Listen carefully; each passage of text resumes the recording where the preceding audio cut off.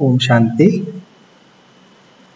आज हम आप लोगों को BK teachers computer training and connect one training के बारे में बताएंगे। लेकिन आज जो हमारा सबसे पहला दिन है, तो उस पहले दिन में आपको हम कंप्यूटर की जो भी नॉलेज है उसके बारे में हम आपको बताएंगे। उसमें जो भी पार्ट्स है उनके हार्डवेयर सॉफ्टवेयर, तो वो सारे बातें हम आपको बताएंगे। तो उसमें सबसे पहले देखेंगे कि कंप्यूटर क्या है, तो उसका इंट्रोडक्शन। कंप्यूटर एक इलेक्ट्रॉनिक मशीन है जिनके थ्रू हम माने उनके जरिए स्टोरिंग माना कुछ स्टोर करने के लिए, ऑर्गेनाइजिंग माना कुछ ऑर्गेनाइज कुछ करना हो तो उसके लिए, फिर finding words and numbers and pictures and calculate माना कैलकुलेट कुछ करना हो, जैसे हम ऑडिट का सब कुछ करते हैं हमारा जो सॉफ्टवेयर है उसके जरिए। फिर और भी चीज़ें होती है जिससे कंट्रोलिंग अदर मशीन्स, यहाँ देख रहे हैं कि कंट्रोल अदर मशीन्स, जैसे कि आजकल जो आप कलर की शॉप में जाते होंगे तो कलर मिक्स करने के लिए भी वहाँ कंप्यूटर का मशीन यूज होता है। और जो भी क्लॉथ्स की फैक्ट्री आदि जो भी और केमिकल फैक्ट्रीज होती है, बहुत सारी ऐसी बहुत बड़ी बड़ी मिल्स आदि होते हैं जहाँ मशीन्स को ऑपरेट करने के लिए कंप्यूटर का उपयोग होता है। तो ये आपने देखा कि कंप्यूटर क्या क्या काम करता है। वैसे तो सिंपल नॉलेज है सभी को ये वाली। देखेंगे कि फर्स्ट कंप्यूटर जो है दुनिया के अंदर वो था ENIAC, invented by J प्रेस्पर Ekart and John मोचली at the university of Pennsylvania. तो उसमें शुरुआत में उसने कंस्ट्रक्शन उसका शुरू किया, बनाने के लिए शुरू किया 1943 में, लेकिन वो कंप्लीट होने में 3 साल लगे। 1943 में शुरू किया और उसको बनाने में टाइम लगा, 1946 को कंप्लीट हुआ। और वो ऐसा एक बड़ा कंप्यूटर उन्होंने बनाया जिसके अंदर 1800 स्क्वायर फीट की उसकी जगह में उसको रखना पड़ता था, मैंने एक इतना बड़ा हॉल उसके लिए चाहिए। और उसमें यूज जो हुए थे वैक्यूम ट्यूब्स, वो 18,000 ट्यूब्स थे। और माना उस जो सर्किट आदि रहता है उसको वैक्यूम ट्यूब्स बोलते हैं। फिर उनका जो वेट था वो 50 टन्स, तो आप समझ सकते हैं कितना बड़ा होगा। वो भी आपको हम यहाँ दिखाएंगे कि देखो, आप देख सकते हैं यहाँ पर इतना बड़ा ये होल है उसके अंदर, और इतने सारे जो सर्किट आदि उसकी ट्यूब आदि जो भी इतना बड़ा साइज का उन्होंने कंप्यूटर मशीन बनाया था। लेकिन उसमें इतनी फैसिलिटी भी नहीं थी जितना आप आज लैपटॉप या डेस्कटॉप में आप यूज करते हो। उसके बाद फिर फर्स्ट प्रोग्रामेबल माना एक डिवाइस जिसके प्रोग्राम उसके अंदर डालते थे और उनसे भी और कार्य हम करते थे। तो वो चार्ल्स बेब जब आए तो चार्ल्स बेब ने एक ऐसी छोटी यूनिक मशीन बनाई, आप यहाँ देख सकते हैं। उनके थ्रू फिर ये मशीन आदि उसको ऑपरेट करते थे। तो ये थोड़ा यूनिक बनाया था। उसके बाद एक मॉडल, और उसके बाद IBM कंपनी, IBM कंपनी ने 1981 में एक छोटा यूनिक कंप्यूटर बनाया जो एकॉन माना उसका जो प्रोसेसर होता था वो 8088 प्रोसेसर और 16 KB ऑफ मेमोरी, उसकी रैम जो होती थी वो 16 KB से एक्सपेंडेबल होके 256 तक। आप देख सकते हैं कि यहाँ दिखाया हुआ है 16 KB से लेके 256 MB की जो रैम होती है। तो उस रैम से आपको पता चल जाएगा कितना काम हो सकता है। आजकल आप मोबाइल में भी यूज करते हैं तो कम से कम 2 GB रैम वाला, और ज़्यादा से ज़्यादा 8 GB और इससे भी ज़्यादा कोई यूज करते होंगे। तो उसकी स्पीड और इसकी स्पीड में बहुत ही डिफरेंस रहता होगा, क्योंकि उसको रैम जितनी ज़्यादा होती है उसका फ़ायदा ज़्यादा मिलता है। लेकिन ये जो कंप्यूटर था उसमें रैम तो इतनी नहीं थी, और उसमें सिर्फ MS DOS, आपको यहाँ दिखाई देगा MS DOS, उनके थ्रू ही ये चलता था। माना MS DOS कोई ऐसी एप्लीकेशन नहीं है कि उसमें आपको कोई पिक्चर्स वीडियोस दिख सके। वो कोई विंडो ऐसी कोई ऑपरेटिंग सिस्टम नहीं थी कि उसमें आप और सॉफ्टवेयर से काम कर सके। आपने शायद देखा हो कोई ऐसी शॉप आदि जैसे आजकल ये मेडिकल शॉप वाले यूज़ करते हैं, तो उसमें सिर्फ अल्फ़ाबेटिक एंड न्यूमेरिक स्क्रीन दिखती है, ब्लू कलर की स्क्रीन या तो ब्लैक स्क्रीन रहती है, उसमें अल्फ़ाबेटिक एंड न्यूमेरिक, उसमें सिर्फ कैलकुलेशन आदि सब कुछ होता है और उनसे उनकी कारोबार चलती है। तो सबसे पहला जो 1981 में ये आया, तो उसमें सिर्फ MS DOS था, जैसे विंडोज़ XP, विंडोज़ 95 वो सब कुछ नहीं था उस समय। उसके बाद ये सारी सिस्टम आई। फिर कंप्यूटर में हम देखें तो दो पार्ट होते हैं, एक होता है हार्डवेयर और दूसरा होता है सॉफ्टवेयर। हार्डवेयर माना जहां हम जिसको हम टच कर सके, जैसे CPU को टच कर सकते हैं, स्क्रीन को टच कर सकते हैं, कीपैड कीबोर्ड और माउस को हम टच कर सकते हैं। लेकिन इसके अंदर जो चल रहा है स्क्रीन के अंदर, वो सारे सॉफ्टवेयर जो है या तो जो भी और प्रोग्राम है उसको हम देख सकते हैं, लेकिन इसको टच नहीं कर सकते, उसको सॉफ्टवेयर बोलते हैं। तो सबसे पहले हम देखेंगे हार्डवेयर के बारे में, जो बाहर की साइड का जो भी है उसके बारे में हम देखेंगे। सबसे पहला है कंप्यूटर हार्डवेयर। तो कंप्यूटर हार्डवेयर में मदरबोर्ड। मदरबोर्ड एक ऐसी सिस्टम है जिसको हम बोलेंगे कि वो एक जैसे पूरा कंप्यूटर ऑपरेट करने का काम जहाँ से होता है वो होता है मदरबोर्ड के अंदर से, उनके ही थ्रू पूरी सिस्टम चलती है। तो ये आप देख सकते हैं यहाँ मदरबोर्ड कैसे, यहाँ ये सिस्टम उसकी बनी हुई है मदरबोर्ड की, वो आप देख सकते हैं। और उसमें रहता है CPU, जिसको हम बोलते हैं CPU माना सेंट्रल प्रोसेसिंग यूनिट। तो वो एक माइक्रो प्रोसेसर सिस्टम होती है, उसमें चिप लगी रहती है, उसके थ्रू कंप्यूटर पूरा जो इनपुट और आउटपुट का जो काम है वो करता है। उसमें भी डिपेंड्स रहता है कि वो कोर i2, i3, i7, उसके बाद भी जो भी जनरेशन लेटेस्ट आई, आज शायद मेरे ख्याल से i10 तक चल रहा है, तो उनसे काफ़ी स्पीड ज़्यादा अप मिलती है। जितना अच्छा आप CPU माना लेंगे सेंट्रल प्रोसेसिंग यूनिट, उतनी उसकी स्पीड अच्छी मिल सकती है आपको।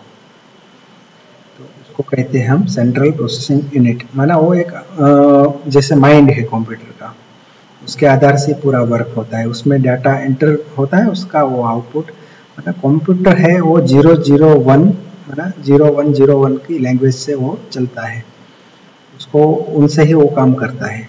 में जो डाटा एंटर होता है उसको कैलकुलेट करके 0101 करके वो फिर आपको आउटपुट मिलता है उसके थ्रू। एक टाइप की लैंग्वेज होती है। और आप यहाँ देख सकते हैं कि मदरबोर्ड के ऊपर CPU का स्थान कहाँ है, देख सकते हैं। ये जो एक यहाँ मदरबोर्ड के ऊपर CPU माना सेंट्रल प्रोसेसिंग यूनिट यहाँ लगता है, उसके ऊपर आप देख सकते हैं कि फैन भी लगा हुआ है।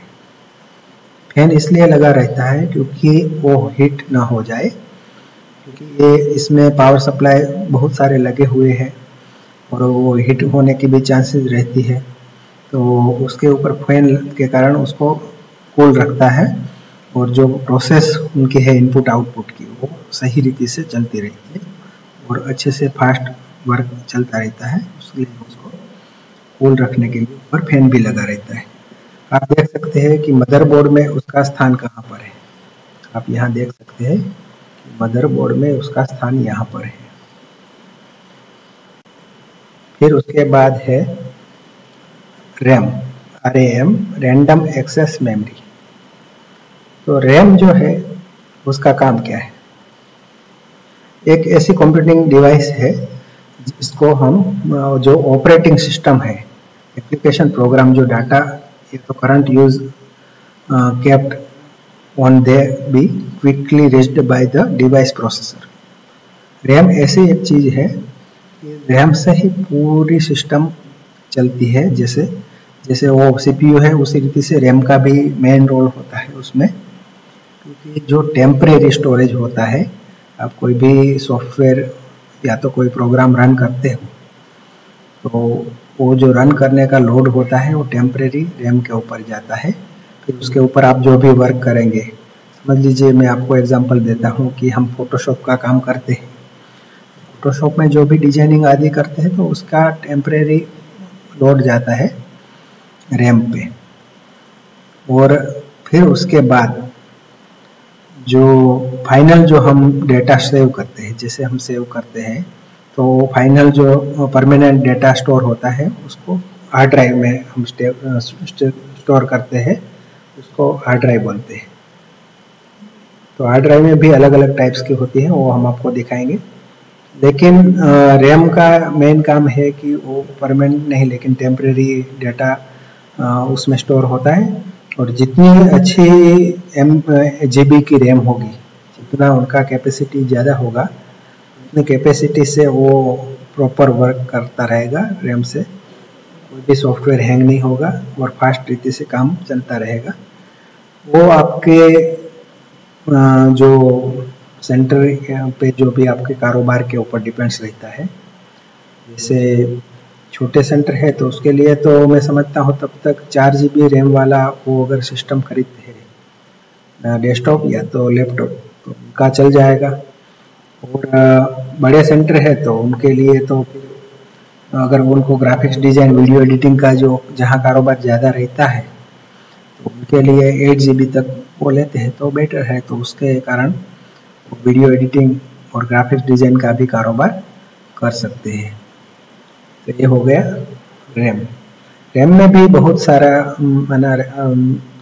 कैपेसिटी वाली मिलती रहती है, 16 GB तक का भी कोई कोई यूज़ करते हैं, लेकिन वो जो प्रोफेशनली होते हैं, वर्क करते हैं, उसको ज़्यादा वो ज़रूरत रहती है, हमें इतना ज़रूरत नहीं है। उसके बाद है उनका कहाँ उनका स्थान है। तो मदरबोर्ड में आप देख सकेंगे यहाँ स्लॉट होते हैं। इस स्लॉट में ये रैम, देखो ये एक रैम या 2 रैम आप लगा सकते हैं। 2 स्लॉट यहाँ दिख रहे हैं आपको, ये इसके पिन लगे हुए हैं। इसको पकड़ में कैसे करते हैं देखो आप, एक यहाँ होती है रैम और दूसरी उसके बगल में आप सेट कर सकते हो। उसको प्रेस करने से वो अंदर फिट हो जाती है रैम उसके स्लॉट के अंदर।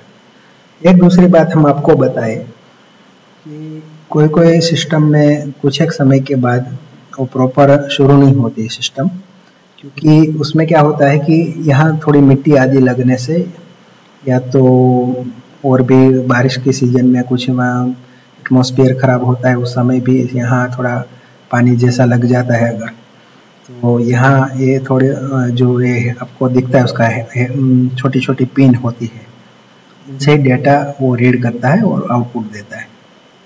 तो यहाँ अगर मिट्टी आदि सब लगता है तो उसके कारण वो प्रॉपर वर्क नहीं होता है।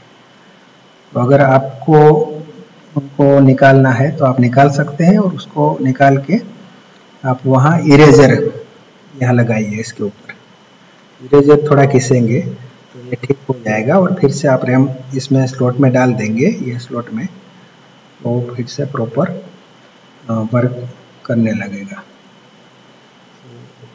ये थोड़ी हमारे पास जो इनकी बेसिक इंफॉर्मेशन थी वो आपको हमने बताया।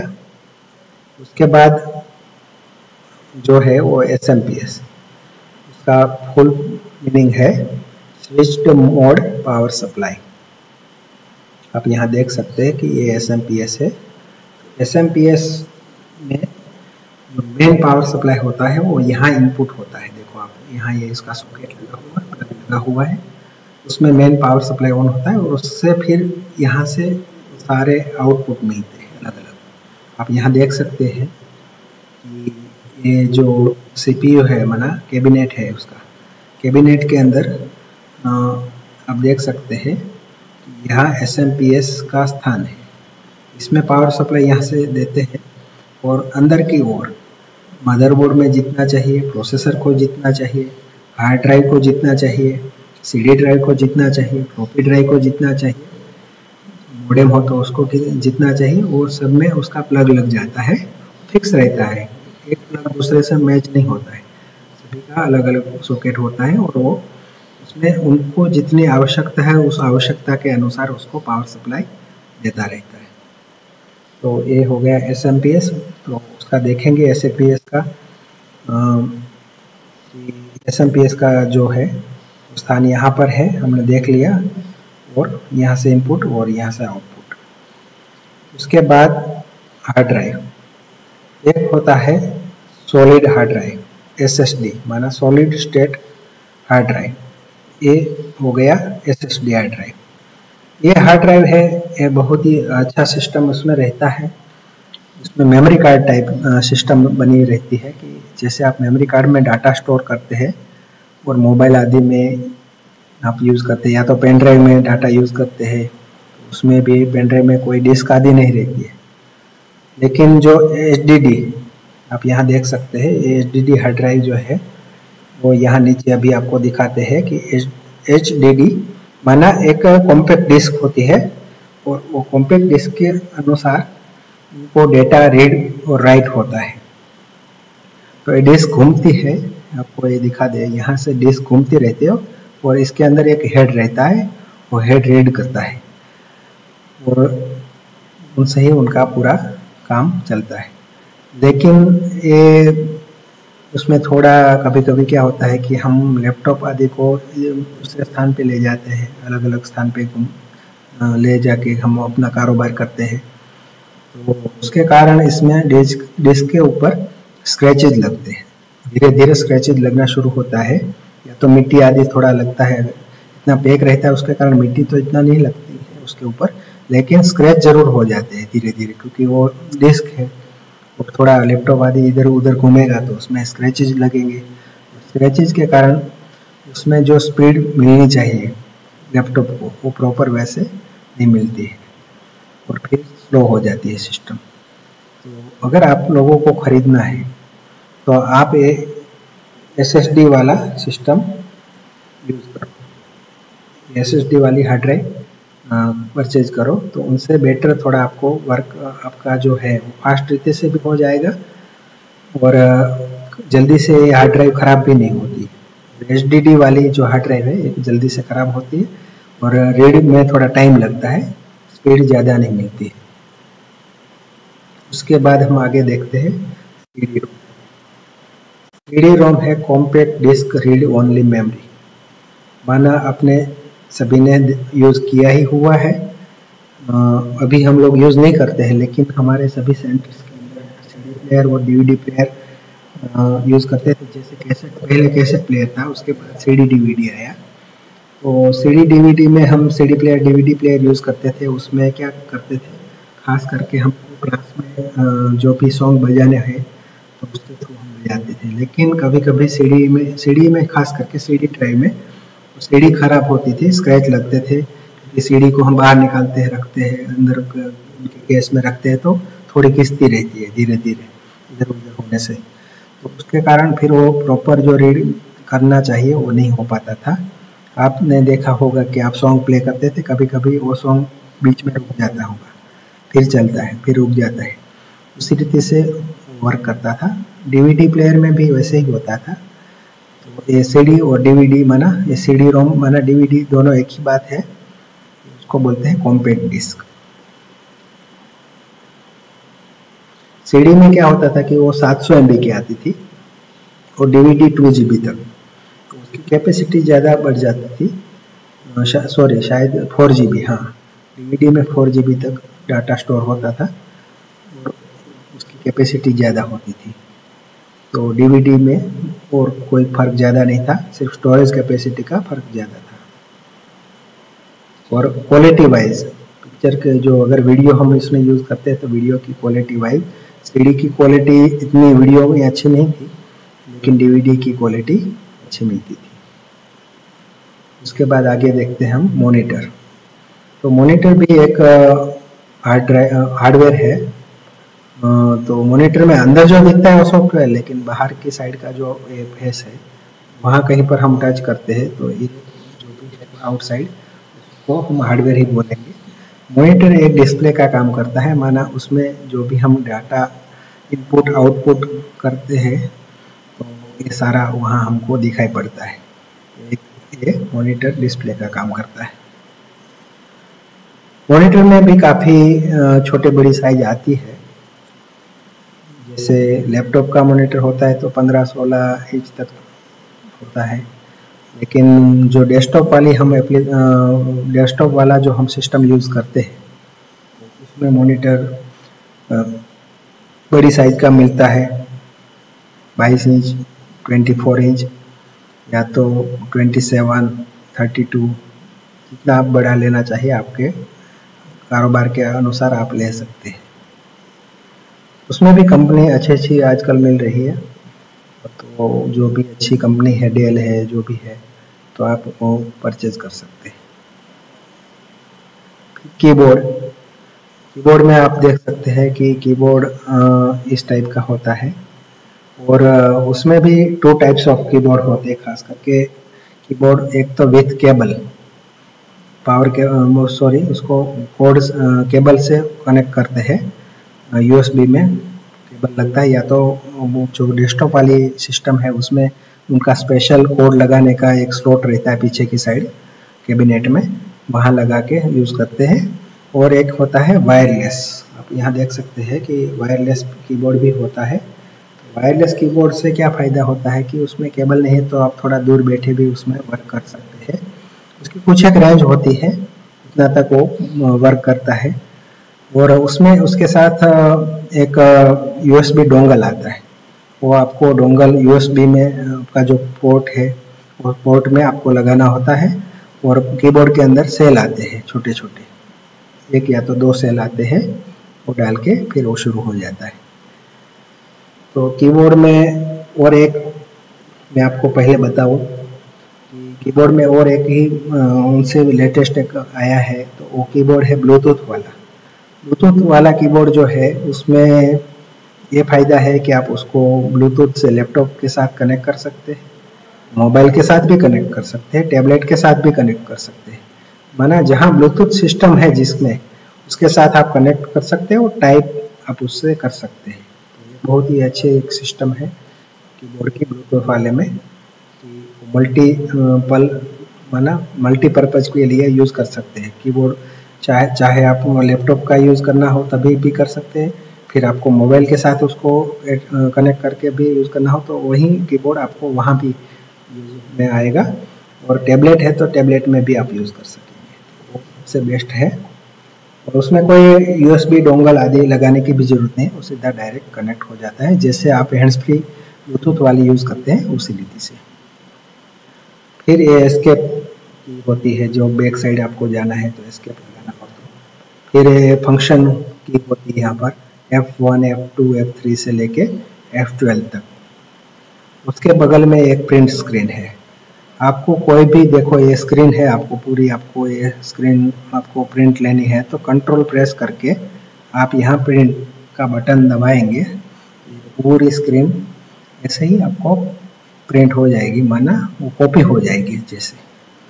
फिर समझ लीजिए आपको उसको किसी को देना है, ऑडिटर लोग आपको बोलते हैं कभी कभी, या तो कोई आप क्वेश्चन आंसर सेशन जो अपना ग्रुप सॉरी रहता है क्वेश्चन आंसर का अकाउंट्स का, तो उसमें भी कोई क्वेश्चन पूछते हैं तो तुरंत कहते हैं कि आपका जो प्रॉब्लम आ रहा है वो वाली स्क्रीन का स्क्रीनशॉट लेके हमें भेज दीजिए।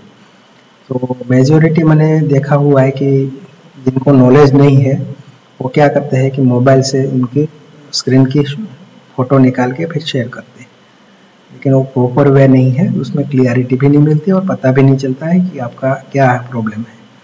तो आपका बेटर ये है कि आप कंट्रोल करो, प्रिंट स्क्रीन लो, और हो सके तो आप टेलीग्राम भी अपने लैपटॉप या तो डेस्कटॉप में आप यूज़ कर सकते हो, और वहाँ फिर उसको ये प्रिंट कंट्रोल वे से आप प्रिंट स्क्रीन आप लेते हो।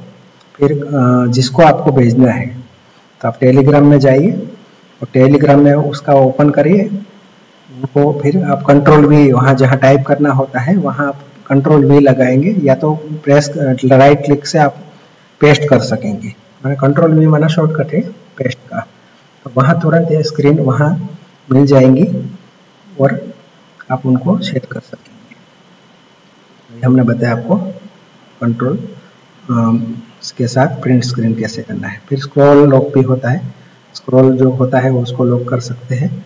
फिर पॉज ब्रेक का भी यहाँ ऑप्शन है। फिर आप देखें तो यहाँ अल्फ़ाबेटिक एंड न्यूमेरिक भी यहाँ दिखाया हुआ है। टैब की बैक स्पेस माना आपको थोड़ा कुछ गलती से कुछ ज़्यादा टाइप हो गया उसको डिलीट करना हो तो डिलीट बटन होता है, या बैक स्पेस से भी आप उसको मिटा सकते हैं। फिर insert, home, page up down and सारे यहाँ की रहती है। एंटर लगाने से आगे आगे जा सकते हैं, टैब से भी आगे जा सकते हैं। फिर कैप्स लॉक से क्या होता है, कैप्स लॉक ऑन करने से अल्फ़ाबेटिक जो भी आप टाइप करेंगे वो कैपिटल में होगा, अगर कैप्स लॉक ऑन ऑफ करेंगे तो फिर वो स्मॉल में आएगा। शिफ्ट की के साथ अगर आपको कोई फर्स्ट अक्षर कोई सेंटेंस का है तो फर्स्ट कैरेक्टर को आप शिफ्ट के साथ प्रेस करेंगे तो वो अल्फ़ाबेटिक आएगा, और फिर शिफ्ट को छोड़ देंगे उसके बाद जो भी आप टाइप करेंगे स्मॉल में टाइप होगा। स्पेस लगाना हो तो ये जैसे आप मोबाइल के कीपैड को यूज़ करते हैं उसी रीति से कीबोर्ड को आप यूज़ कर सकते हैं। इसमें थोड़ी फंक्शन की जो भी की है ज़्यादा है। यहाँ विंडोज़ की मेनू की भी की है, तो विंडोज़ मेनू खुलेगा जैसे आपकी जो भी ऑपरेटिंग सिस्टम हो। यहाँ भी एक्स्ट्रा आपको अल्फ़ाबेटिक के पास ही जैसे न्यूमेरिक का भी एक्स्ट्रा दिया हुआ है, तो इजी रीति से आप यहाँ यूज़ कर सकते हैं। इसको नम लॉक भी यहाँ रखा हुआ है, तो न्यूमेरिक जो भी है वो आप प्रेस करेंगे तो लॉक हो जाएगा, तो वो नहीं हो पाएगा। तो फिर से दबाएंगे तो अनलॉक होगा और आप यहाँ से तो एंटर की यहाँ है, यहाँ भी है, प्लस माइनस आदि मल्टीपल एडिशनल माना जो भी है वो सारी यहाँ दी हुई है। और भी है यहाँ को फुल स्टॉप का, विराम का, एज की का, वो सब कुछ यहाँ दिया हुआ है। और शिफ्ट के साथ अगर ये आप जो भी नंबर वाली जो भी चीज़ें हैं वो दबाएंगे तो उनसे ये जो भी उसके ऊपर जो सिंबल दिखते हैं @ एज, ये सारी परसेंटेज एंड ये सब माना यहाँ से आप यूज़ कर सकते हो। बाकी जो फंक्शन की है उसका हर एक सिस्टम में थोड़ा अलग अलग रहता है। कोई में F1 से म्यूट होता है, उसका माना कंट्रोल या तो फंक्शन की के साथ उसको F1 प्रेस करेंगे तो उनका स्पीकर है वो म्यूट हो जाता है। फिर F2 को करेंगे तो स्पीकर का जो वॉल्यूम है वो डाउन होता है। F3 को दबाएंगे उसके साथ फंक्शन के साथ तो स्पीकर का वॉल्यूम अप होता है, माना जैसे अलग अलग रहता है। F5 से रिफ्रेश होता है, वो तो आप लोग ज़्यादा यूज़ करते होंगे तो पता होगा। ये सारा आपको बताया हमने कीबोर्ड के बारे में। उसके बाद माउस को देख लेते हैं। माउस में भी ऐसे अलग अलग टाइप्स के माउस होते हैं। Mechanical mouse with ball roller, तो आप यहाँ देख सकते हैं ये मैकेनिकल माउस है। इसमें यहाँ ये बॉल आपको दिखेगा नीचे की ओर, ये उल्टा है, नीचे बॉल रहता है और बॉल घूमता है और उसके थ्रू जो हम यहाँ ये पॉइंटर घुमा रहे हैं जैसे जैसे, तो ये पॉइंटर ये बॉल के थ्रू घूमता है और अपना जो भी काम है वो होता है। और माउस में यहाँ ऊपर की साइड एक लेफ्ट की और राइट की होती है, तो कुछ एक काम करना होता है तो हमको राइट क्लिक से ज़्यादा यूज़ करते हैं। बाकी कोई फंक्शन ज़्यादा यूज़ करने हो और मेनू खोलना हो कभी, राइट क्लिक से भी वो मेनू खोलते हैं, ज़्यादा फंक्शन यूज़ कर सकते हैं। फिर स्क्रॉल करना है तो ये बीच में व्हील होता है, उनसे हम स्क्रॉल कर सकते हैं। तो ये हो गया सिंपल जो माउस है उसके बारे में हमने आपको बताया।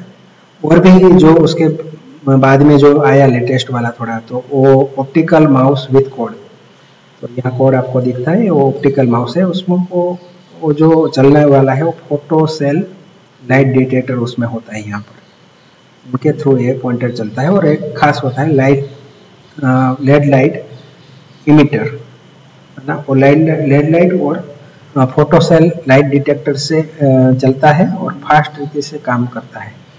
और ये जो रोल बॉलर होता है सॉरी बॉल रोलर होता है, तो उसमें क्या होता था कि कभी कभी वो मिट्टी लगने से वो प्रॉपर जो वर्क करना चाहिए, देखो हम यहाँ ऐसे ऐसे कर सकते हैं, लेकिन अगर मिट्टी लग रहती था तो ऐसे ऐसे धीरे धीरे वो ठीक से काम करना चाहिए, वो नहीं करता है।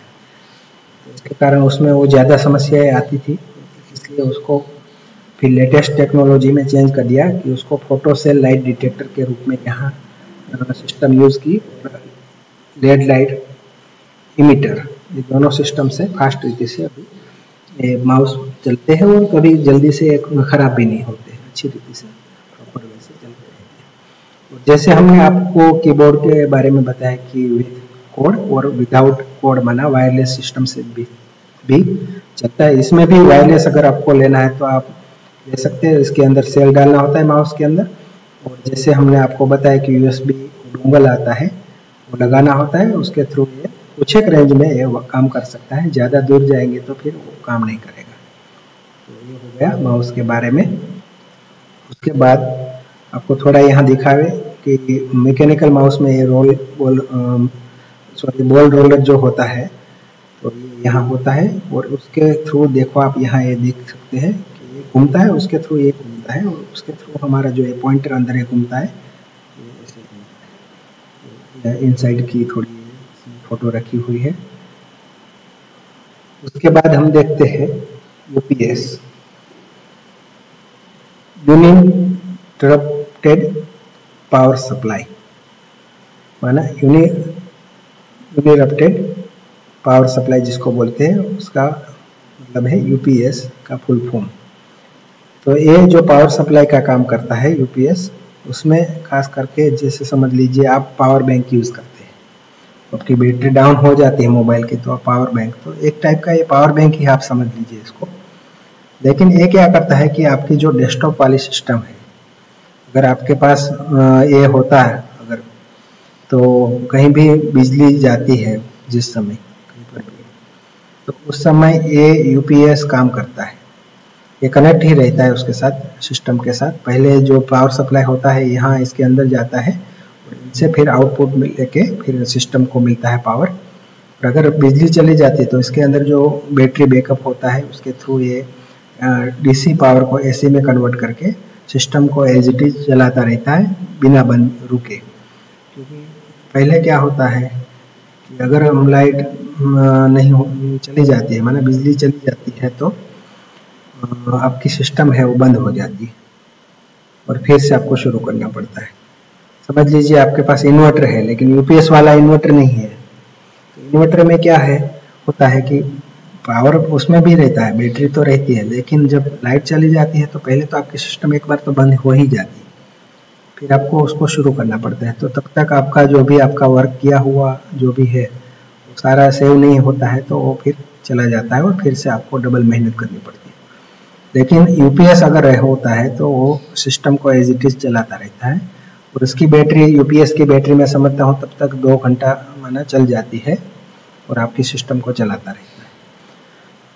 और आजकल तो हमने देखा हुआ है कि जो इन्वर्टर है, हम लोगों ने जो सेंटर आदि में इन्वर्टर लगा के रखे हुए हैं, उसमें लेटेस्ट जो सिस्टम आई उसमें विथ यूपीएस आता है इन्वर्टर। तो इसके लिए फिर ये अलग से आपको यूपीएस रखने की ज़रूरत नहीं रहेगी, आपकी सिस्टम जो है उसको इन्वर्टर पे ले लीजिए और इन्वर्टर से ही यूपीएस का भी काम होता रहेगा, अलग से आपको यूपीएस लगाने की ज़रूरत नहीं रहेगी। तो उसके बाद देखते हैं कैबिनेट। कैबिनेट का सबको पता है, इस टाइप का डिब्बा रहता है, और यहाँ ये यूएसबी स्लॉट रहते हैं, यहाँ माइक्रोफोन का एक होता है, एक हेडफोन का एक स्लॉट रहता है, यहाँ सीडी डीवीडी जो भी उसका रहता है स्लॉट, और ये पावर ऑन ऑफ का यहाँ बटन भी रहता है, रिस्टार्ट का भी रहता है आगे की ओर। ये छोटा यहाँ रिस्टार्ट का होगा, इसको ऑपरेट करने का होगा। अलग अलग टाइप्स के मॉडल होते हैं, इसमें थोड़ी सी अलग अलग सिस्टम्स होती है अपनी अपनी। इन साइड में से देखेंगे तो मदरबोर्ड का यहाँ दिखता है, एसएमपीएस यहाँ दिखता है, हार्ड ड्राइव आदि यहाँ रहती है उसमें, सारा यहाँ दिखेगा। और बैक साइड में आप देखेंगे तो एसएमपीएस केस का यहाँ आएगा, फिर मदरबोर्ड का यहाँ जो भी स्लॉट बाहर आउटपुट मिलता है वो यहाँ, और जो सिस्टम फैन एक रहता है, तो सिस्टम फैन का एक केस यहाँ रहता है, क्योंकि अगर ज़्यादा गर्मी उसमें हो जाए तो फिर वो प्रॉपर वर्क नहीं करेगा, इसलिए उसमें जो भी हीट होती है उसको आउट करने के लिए एक सिस्टम फैन यहाँ लगा रहता है। फिर एड ऑन कार्ड्स केस, माना और भी आपको कुछ modem, graphics card, graphics design के लिए या तो वीडियो एडिटिंग के लिए ज़्यादा आपको ऐड करना हो तो आप यहाँ वो स्लॉट ऐड कर सकते हैं। फिर अभी देखेंगे हम आउटपुट, जो भी सिस्टम है आउटपुट डिवाइसेस है, तो उसमें खास प्रिंटर एक आउटपुट डिवाइस है। प्रिंटर्स में बहुत सारे वेराइटीज प्रिंटर होते हैं अलग अलग टाइप्स के, जो भी हम टेक्स्ट आदि को या तो पिक्चर्स को प्रिंट कर सकते हैं। तो सबसे पहले देखेंगे डेजी व्हील प्रिंटर।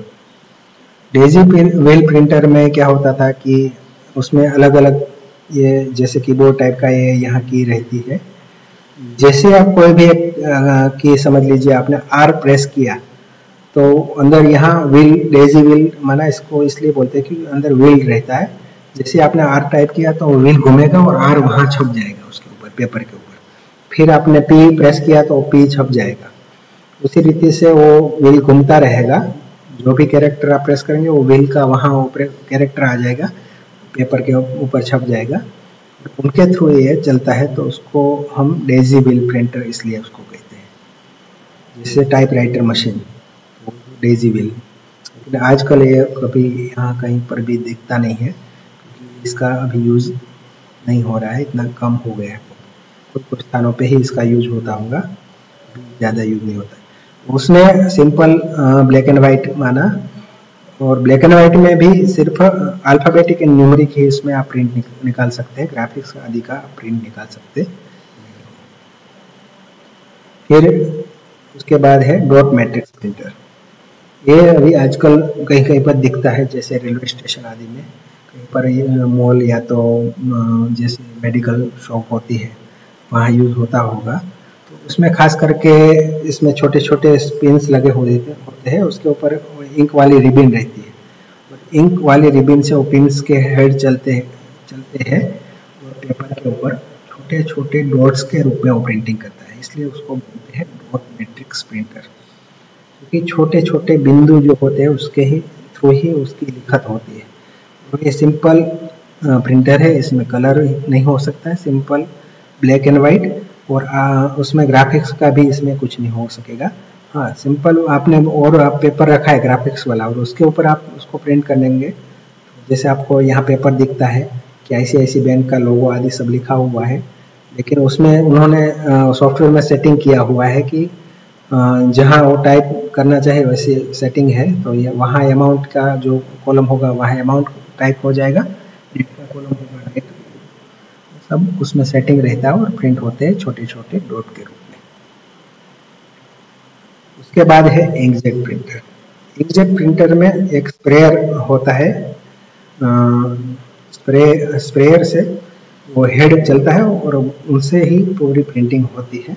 उसमें कलर प्रिंट भी आप निकाल सकते हैं और इसमें अलग अलग इंक की कार्ट्रिज रहती है और कार्ट्रिज के साथ यहाँ छोटी छोटी बोटल्स के रूप में यहाँ इंक भरने की वो छोटी बोटल्स रहती है, तो उनसे ही इंक वहाँ खींचती है। यहाँ उसकी नाली रहती है अलग अलग और यहाँ से कार्ट्रिज के अंदर इंक जाती है और इंक हेड के थ्रू यहाँ पेपर पे मिलती है और प्रिंटिंग हो जाती है। इसमें कलर, ग्राफिक्स डिजाइन जो भी आप करते हो, फोटोकॉपी या तो फिर कलर फोटोकॉपी जो भी आपको करना है सब कुछ यहाँ।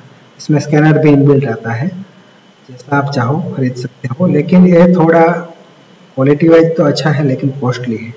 इसकी प्रिंटिंग कॉस्ट ज़्यादा आपको आएंगी, इसलिए सेंटर वालों के लिए बहुत काम की चीज़ नहीं है, सेंटर वालों के लिए अच्छा नहीं है क्योंकि कॉस्ट वाइज ज़्यादा उसकी कॉस्टिंग आती है। फिर दूसरी बात आपको ये भी बता दें कि इंकजेट प्रिंटर के अंदर आप अगर यूज़ नहीं करते ज़्यादा समय, 15-20 दिन अगर पड़ा रहता है ये प्रिंटर, तो उसकी जो इंक है वो जम जाती है कार्ट्रिज के अंदर, फिर वो कार्ट्रिज फेल हो जाती है और कार्ट्रिज आप नहीं खरीदने जाएंगे तो उसकी कॉस्टिंग भी ज़्यादा आएगी, इसलिए ये आपके लिए ठीक नहीं है। अगर सेंटर वालों को अगर परचेज करना है तो ये वाला प्रिंटर सबसे बेस्ट है, लेसरजेट। लेसरजेट प्रिंटर में उसकी टेक्नोलॉजी जो है, तो तो वो लेसर प्रिंटर्स माना प्रोड्यूस वेरी हाई क्वालिटी। उसमें आप कलर वाला भी ले सकते हैं, लेकिन हमको कलर वाले लेने की कुछ ज़रूरत नहीं है, और कलर वाला थोड़ा कॉस्टली भी आता होगा लेने में, परचेज करने में, तो इसकी कोई ज़रूरत नहीं है। हमको मोस्ट ऑफली जो भी हमारे यज्ञ के कारोबार के लिए ब्लैक एंड वाइट ही हमको चाहिए, ब्लैक इंक वाला ही चाहिए। तो इसमें एक ड्रम होता है, उसके अंदर बारीक गन माना पाउडर छोटा रहता है, एकदम बारीक गन पाउडर रहता है, उसके थ्रू ये प्रिंटिंग करता है। ड्रम घूमता है और प्रिंट होता है पेपर के ऊपर। ये फास्ट थोड़ा है प्रिंटर, फास्ट रीति से, और क्वालिटी वाइज भी अच्छा है, और बहुत ही कम रेट में आपको प्रिंट करके देता है। तो सेंटर के लिए लेसर जेट सबसे बेस्ट है। इसमें HP है या तो फिर कैनन का है, सारी कंपनियों का जो प्रिंटर आता है वो सबसे अच्छा प्रिंटर है। इसमें आप स्कैनर के साथ भी ले सकते हैं, इसको इनबिल्ट स्कैनर भी आता है, स्कैन कॉपी और प्रिंटिंग, तो 3-in-1 करके आता है, तो वो भी अच्छा है। आप लेना चाहे तो ले सकते हैं। उसमें आप सिर्फ जेरोक्स, आपको माना फोटोकॉपी करनी है तो आपको सिस्टम भी ऑन नहीं करना होगा, पावर सप्लाई ऑन करेंगे और फोटोकॉपी का बटन दबाएंगे ऊपर से, तो पेपर जो अभी आप रखेंगे वो आपको फोटोकॉपी आपको प्रिंट होके आपको मिल जाएंगे। सबसे बेस्ट लेसर जेट प्रिंटर है। उसके बाद देखेंगे LCD और LED। उसमें भी कलर प्रिंटिंग होता है। उसमें टच स्क्रीन वाली LCD आती है, स्क्रीन वाली, उससे वो सेटिंग आदि जब करते हैं तो उससे ईजी वो सेटिंग करते हैं। फिर उसमें कलर जैसे CMY की मशीन प्रिंट होती है, 12x18 इंच का जो पेज, या तो उनसे भी बड़ा आपको निकालना हो तो वो भी प्रिंट निकाल सकते हैं। लेकिन ये प्रोफेशनली जो भी वर्क करते हैं उसके लिए ठीक है, हमारे सेवा केंद्र के लिए हम यूज़ नहीं कर सकते क्योंकि ज़्यादा कॉस्टिंग वाला है। उसके बाद आगे देखेंगे लाइन प्रिंटर। लाइन प्रिंटर का उपयोग वहाँ होता है जहाँ बहुत सारा और फास्ट रीति से प्रिंटिंग करना होता है। आपको यहाँ पता चलता ही होगा कि जैसे पूरे पेपर्स का एक बंडल रख देते हैं और यहाँ उसको प्रिंट करते रहते हैं। तो इसका खास करके जहाँ ज़्यादा कारोबार होता है वहाँ ये पूरी ही लाइन वेरी फास्ट प्रिंटर है, एक साथ पूरी लाइन ही प्रिंट होती रहती है, वो फास्ट काम करता है, लेकिन क्वालिटी एकदम लो है, प्रिंटिंग क्वालिटी वो ठीक नहीं है। तो लाइन प्रिंटर का जहाँ ज़्यादा यूज़ होता है, प्रोफेशनली वर्क होता है, वहाँ ये यूज़ होता है। फिर है थर्मल प्रिंटर।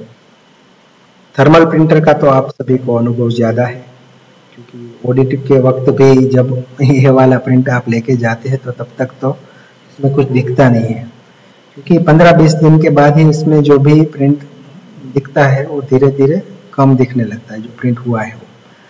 तो इसको बोलते हैं थर्मल प्रिंटर। इसमें क्या होता है कि इसमें छोटे छोटे सेंसिटिव जो भी पेपर है, थर्मल सेंसिटिव पेपर इसको बोलते हैं, उसका पेपर भी अलग टाइप का होता है, और उसमें छोटी छोटी पिंस जो होती है हीटिंग के कारण फिर उसमें हीट होती है और उसके कारण फिर वो प्रिंटिंग होता है, इसलिए उसको थर्मल प्रिंटर बोलते हैं।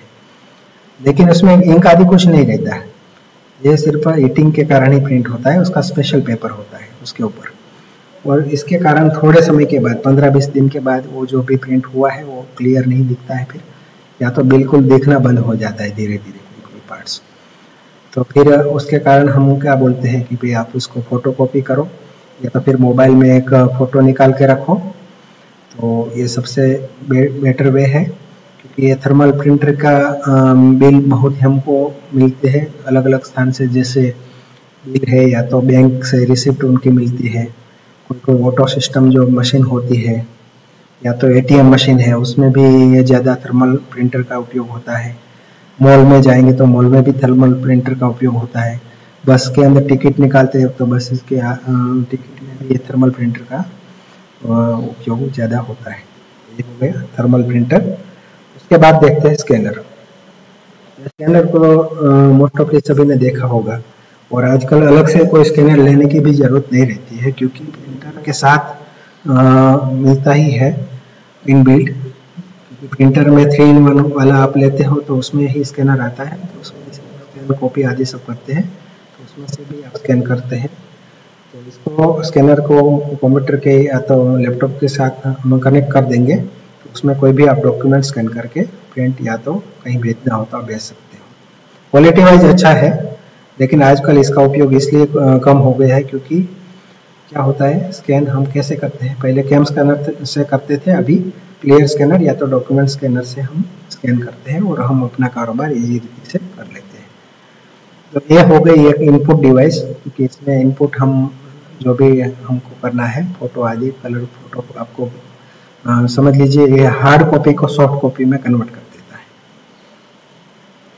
एक हो गया स्कैनर। दूसरा स्कैनर यहाँ बगल में दिख रहा है, वो है बारकोड रीडर स्कैनर होता है जो। तो वो जो भी कोई भी चीज़ आप मॉल में देखेंगे कि बारकोड वाली स्कैनर में बारकोड एक लगा रहता है, चीज़ के ऊपर एक बारकोड लगा रहता है, और वो उसके सामने ये वाला स्कैनर लगाते हो, आपने देखा होगा मॉल में, तुरंत वो फटाफट आपकी जो भी चीज़ें आपने परचेज की है उसकी बिल वो हाथों से नहीं बनाते, क्योंकि इतना समय भी नहीं मिलता है उनके पास, ज़्यादा वो क्वांटिटी में आता है, ज़्यादा लोग होते हैं, तो फास्ट उसको स्कैन करके वो पूरी कुंडली दिखा देता है चीज़ का नाम, कौन सी कंपनी का है, कौन सी कंपनी की चीज़ है, कौन सी एक्सपायरी डेट है उसकी, उनका अमाउंट क्या है, तो सारा डेटा उसको बिल में छप जाता है या कंप्यूटर स्क्रीन में आ जाता है और बिल सीधा उनका जनरेट हो जाता है।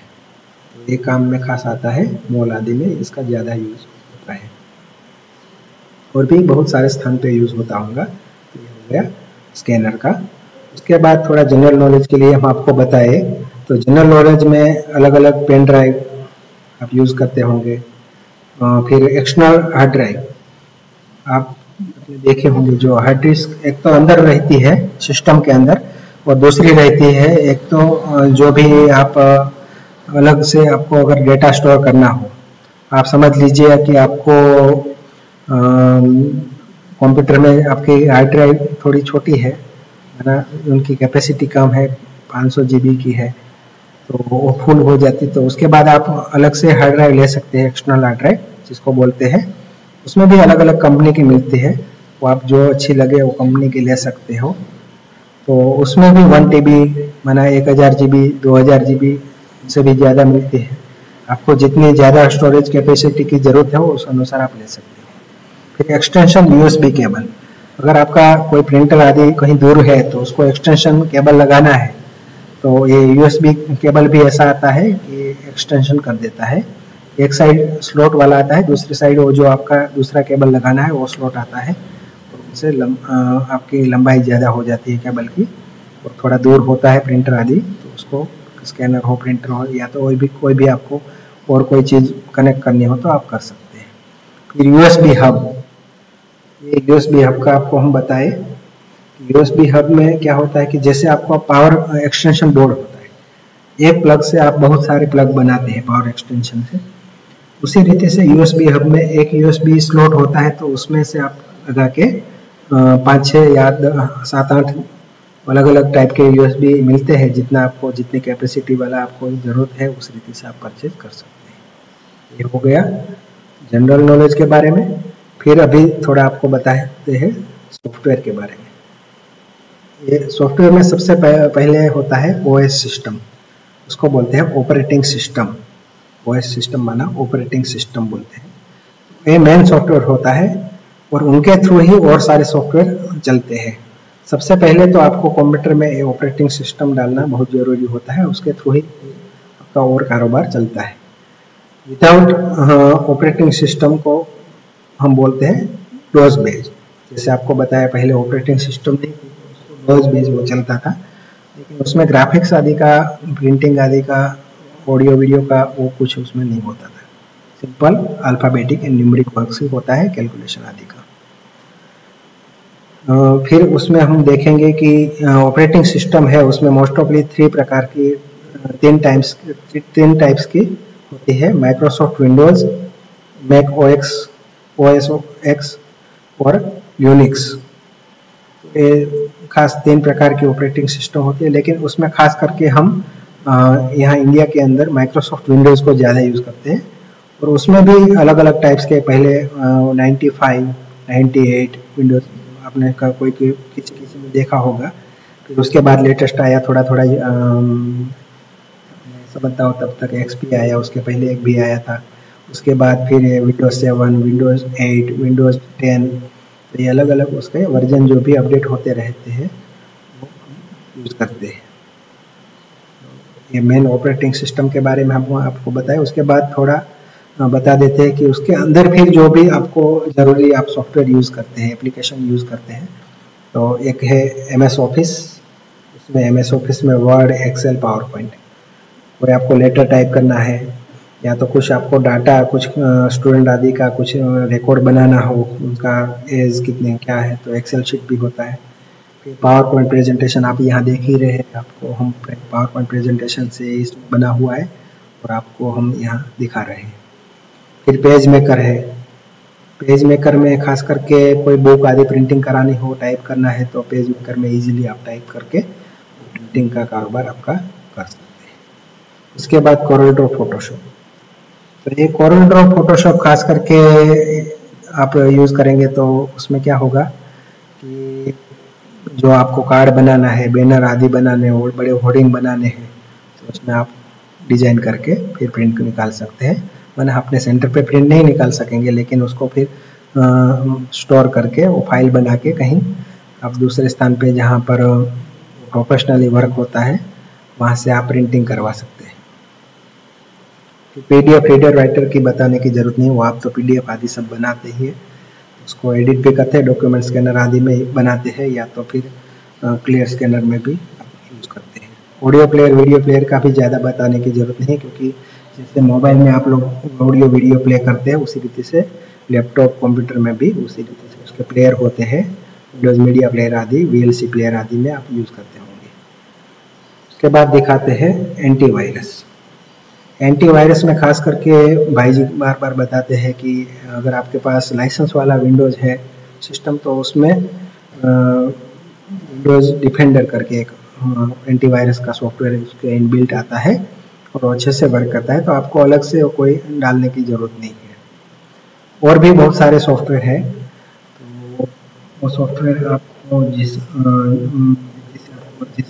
के अनुसार आपको यूज़ करना हो आप यूज़ कर सकते हो। ये हो गया थोड़ा सॉफ्टवेयर के बारे में। उसके बाद यज्ञ के अंदर उसका यूटिलाइजेशन क्या है वो भी थोड़ा आपको बता दें। खास करके कंप्यूटर का यूज़ ऑनलाइन एकोमोडेशन, ये कंप्यूटर या लैपटॉप का उसके रजिस्ट्रेशन के लिए होता है। उसमें भी अभी मना मोबाइल से भी हो सकता है, ऐसा नहीं कि आपको कंप्यूटर से ही करना है, लैपटॉप से ही करना है। अगर आपको तुरंत कुछ कारोबार करना है तो मोबाइल से भी कर सकते हैं, क्योंकि मोबाइल में भी उसकी वेब खुल सकती है और आप उनसे भी कारोबार कर सकते हैं। फिर पेड ऑफिस का भी, पेड डिपार्टमेंट का भी आप लोगों ने किया होगा मोस्ट ऑफली सभी सेंटर ने, कि उसका भी कारोबार है तो वो कंप्यूटर से, लैपटॉप से और मोबाइल से भी उसका भी हो सकता है। ऑनलाइन अकाउंटिंग कनेक्ट वन का है, तो मोबाइल से पहले नहीं होता था, अभी मोबाइल की सिस्टम अभी आई है, कनेक्ट वन वेब बना है, तो मोबाइल एप्लीकेशन में से भी, अभी एप्लीकेशन से तो नहीं हो रहा है लेकिन वेब बेस्ड सिस्टम है, तो हम गूगल क्रोम से इनको यूज़ करते हैं मोबाइल में। बाकी गूगल क्रोम से लैपटॉप और कंप्यूटर में भी हम यूज़ करते हैं कनेक्ट वन को। फिर डॉक्यूमेंटेशन वर्क, और कनेक्ट वन का सॉफ्टवेयर जो है वो खास करके लैपटॉप और डेस्कटॉप में चलता है। उसका स्पेशल सॉफ्टवेयर हम इंस्टॉल करके उसमें हम एंट्री आदि भी अभी भी कर रहे हैं। डॉक्यूमेंटेशन वर्क कोई करना है तो उसके लिए BKI मेल का आप सभी को पता है कि जो भी मधुबन रोजरी के थ्रू मेल आते हैं, यज्ञ के जो भी मेल है वो, अगर आपके पास BKI का मेल एड्रेस अगर आपके पास है तो उसमें सारी जो भी इंफॉर्मेशन है अकाउंट्स के रिलेटेड, एकोमोडेशन के रिलेटेड, पेड डिपार्टमेंट और भी सारे जो भी डिपार्टमेंट्स है, यज्ञ की जो भी इंफॉर्मेशन है वो उनके थ्रू आपको मैसेज के थ्रू मिलती रहती है ईमेल में। जोन लेवल के मैसेज भी आपको ईमेल से आपको प्राप्त होते रहते हैं आपके जोन से। फिर अगर आपके पास लैपटॉप, कंप्यूटर, डेस्कटॉप है तो एयरबस, रेल टिकट आदि आप बुक कर सकते हैं ऑनलाइन। अगर आप नेट बैंकिंग भी सीख लेते हैं या तो डेबिट कार्ड, क्रेडिट कार्ड से भी आप करते रहते होंगे कुछ ना कुछ। फिर डिजाइनिंग, पब्लिशिंग, जैसे हमने बताया कि फोटोशॉप कोरल ड्रॉ है तो उसके थ्रू हम प्रिंटिंग आदि का भी कारोबार कर सकते हैं। अगर आप सीखते हैं तो हो सकता है जहाँ बड़े बड़े सेंटर होते हैं वहाँ मोस्ट ऑफली डिजाइनिंग आदि का सीखते हैं और करते भी हैं। Audio video playing, editing, mixing, माना वीडियो का जो भी आपको अगर उसके सॉफ्टवेयर आप सीखेंगे तो उसके थ्रू आपको कोई वीडियो का ऑडियो का भी सॉफ्टवेयर आता है, कूल एडिट है, या तो एडोब ऑडिशन है, या तो एडोब का प्रीमियर प्रो है, तो उसके वीडियो एडिटिंग मिक्सिंग होता है। बहुत सारे सॉफ्टवेयर है तो आप यूज़ करके आप काम कर सकते हैं। ऑनलाइन शॉपिंग आदि, जैसे आजकल तो अमेज़न है, फिर और भी अलग अलग जो भी कंपनियां हैं उनसे आप ऑनलाइन शॉपिंग कर सकते हैं। तो कंप्यूटर के थ्रू थोड़ा आपको इजीली से आपको कुछ कारोबार करना है ऑनलाइन तो भी आप कर सकते हैं। फिर थोड़ा हम बताते हैं आपको कि जो भी फाइल आप सेव करते हैं, परमानेंट स्टोरेज करते हैं जैसे हार्ड ड्राइव में, तो हर एक सॉफ्टवेयर का जो भी सेव करते हैं फाइल तो अलग अलग उसकी फाइल बनती है। तो सबसे पहले आपको हम बता दें उसके एक्सटेंशन जो है, वो एक्सटेंशन से पता चलता है कि ये कौन सी फाइल है। या तो उसके आइकन से पता चलेगा कि कौन सी फाइल है, आइकन से भी पता चलता है। तो वर्ड की फाइल है तो .doc उसका एक्सटेंशन लगेगा। एक्सेल की फाइल होती है तो उसमें सेव करते हैं तो .xls, ये वो सॉफ्टवेयर उसको रीड कर सकता है इसी फाइल से। अगर एक्सेल की फाइल में आप वर्ड में खोलने जाएंगे तो नहीं खोलेंगे, क्योंकि उसका जो एक्सटेंशन है प्रॉपर एक्सटेंशन से प्रॉपर उसकी एप्लीकेशन में ही वो खोल पाएगा। फिर पावर पॉइंट का है तो ppt है, पेज मेकर है तो .pmd है, कोरल ड्रॉ में .cdr है, फोटोशॉप में .psd, फिर इमेज फाइल में jpg, png, bitmap, tip, pdf, font की फाइल ttf, ऑडियो प्लेयर है तो mp3 वेव और भी है उसमें बहुत सारी फाइल। फिर वीडियो में mpeg4 माना mp4, avi, mpeg सिंपल, फिर mklv, vlc, अलग अलग उसमें भी वीडियो फॉर्मेट में भी अलग अलग उसके एक्सटेंशन बने हुए हैं। तो हर एक के एक्सटेंशन अलग अलग है और अलग अलग एप्लीकेशन से वो फाइल यूज होती है। इंटरनेट के बारे में आपको थोड़ा बता देवे कि इंटरनेट क्या है। इंटरनेट एक ऐसे सिस्टम है कि एक कंप्यूटर को दुनिया के किसी भी कोने में दूसरा कंप्यूटर के साथ उसको जोड़ने का जो काम करता है वो इंटरनेट है। उसमें डेटा इधर से उधर जाता है, जैसे कि ईमेल से, या तो और भी बहुत सारे आजकल तो वे है। तो उसमें जैसे आप व्हाट्सएप से डाटा ट्रांसफ़र करते हैं, या तो टेलीग्राम है, बहुत सारी आजकल अलग अलग ऐप बनी हुई है। उनसे भी इंटरनेट के थ्रू आप दूसरे स्थान पे आपको फ़ोटो, वीडियो, ऑडियो, या तो कोई टेक्स्ट का, ग्राफिक्स का जो भी आपको करना है कारोबार आप कर सकते हैं। तो ये इंटरनेट एक ऐसा माध्यम है कि जिसके थ्रू एक डिवाइस को दूसरी डिवाइस के साथ कनेक्ट करता है, चाहे वो कंप्यूटर हो, लैपटॉप हो, या टैबलेट हो, या मोबाइल हो। फिर इंटरनेट में देखेंगे कि इंटरनेट कनेक्शन माना डायल अप मॉडेम पहले आते थे। वो डायल अप मॉडेम किसी ने देखा होगा, लेकिन उनकी स्पीड इतनी नहीं थी। फिर उसके बाद आया ब्रॉडबैंड। ब्रॉडबैंड में थोड़ी स्पीड अच्छी मिलती थी और ब्रॉडबैंड आज भी यूज़ हो रहा है। फिर आया डोंगल। डोंगल में सिम कार्ड लगता है, तो सिम कार्ड से वो फिर क्या होता है, आपको डेटा मिल जाता है। वो यूएसबी पोर्ट में डोंगल लगाते हैं, उसमें सिम कार्ड रहता है और वो चलता है इंटरनेट उसके थ्रू। फिर हॉटस्पॉट, आप आजकल मोबाइल से हॉटस्पॉट करके डेटा यूज़ करते होंगे, इंटरनेट यूज़ करते होंगे। और भी जैसे आपको पता हो तो ये हमने बताया था कि जियो फाई का वो भी हॉटस्पॉट करके देता है, वाईफाई कनेक्ट कर उसमें होता है।